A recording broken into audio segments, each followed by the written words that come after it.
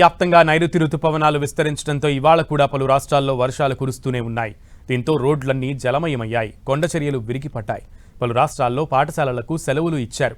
నదులు ఉప్పొంగడం, రహదారులు మూసుకుపోవడంతో రవాణాకు తీవ్ర అంతరాయం కలగడంతో జనజీవనం స్తంభించింది.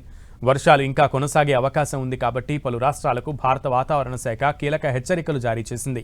అటు ఉత్తరాదిన విస్తారంగా పడుతున్న వర్షాలతో నిన్న ఒక్కరోజే వేరువేరు ప్రాంతాల్లో మొత్తం 10 మంది మరణించారు.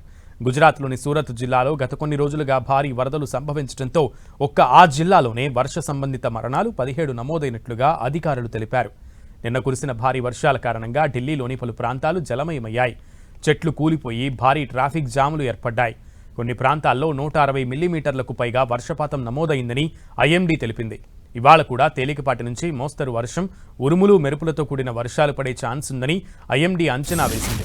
అలాగే గంటకు 30 నుంచి 40 కిలోమీటర్ల వేగంతో ఈదురు గాలులు వీచే అవకాశం ఉందని అంచనా వేసింది. ప్రస్తుతం ఢిల్లీలో ఎల్లో అలర్ట్ కొనసాగుతోంది. మరోవైపు ఉత్తరాఖండ్లో అక్కడక్కడ అతి భారీ వర్షాలు కురిసే అవకాశం ఉందని ఐఎండీ అంచనా వేసింది. అలకనంద, మందాకిని నదులు ఉధృతంగా ప్రవహిస్తుండటంతో అధికారులు నదీ మట్టాలను పర్యవేక్షిస్తున్నారు. మరోవైపు వర్షాల కారణంగా రుద్రప్రయాగ్ జిల్లాలోని పాఠశాలలను ఈరోజు మూసివేశారు. ఉత్తరకాశీ జిల్లాలోని నాలుపానీ దగ్గర కొండచర్యలు విరుగుపడడంతో గంగోత్రి హైవే మూసుకుపోయింది. వాహనాల రాకపోకలకు అంతరాయం ఏర్పడింది. దీంతో చార్ధామ్ యాత్రకు ఆటంకం కలిగింది. రోడ్డును క్లీన్ చేసేందుకు వివిధ బృందాలను రంగంలోకి దించారు అధికారులు. పునరుద్ధరణ పనులు జరుగుతున్నాయి. అటు హిమాచల్ ప్రదేశ్లో కురిసిన భారీ వర్షాలు జనజీవనాన్ని అస్తవ్యస్తం చేశాయి. వర్షాల కారణంగా నిన్న సాయంత్రం నాటికి 75 రోడ్లు మూసుకుపోగా 29 విద్యుత్ ట్రాన్స్ఫార్మర్లు తీవ్రంగా ప్రభావితమయ్యాయి. ఇవాళ షిమ్లా, సిర్మౌర్ జిల్లాల్లో మరింత భారీ వర్షం కురిసే అవకాశం ఉందని ఐఎండీ అంచనా వేసింది.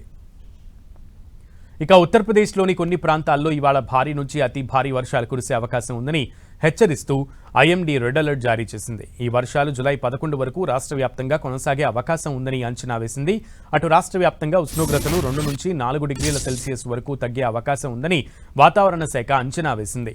ఐఎండీ హెచ్చరికల నేపథ్యంలో ముందు జాగ్రత్త చర్యగా ఘజియాబాద్, మీరట్, హాపూర్, బులంద్ షహర్, బాఖ్పత్, ముజఫర్ నగర్, బిజ్నోర్, సహారన్పూర్, మొరాదాబాద్ జిల్లాల్లోని పాఠశాలలను మూసివేయాలని అధికారులు ఆదేశించారు.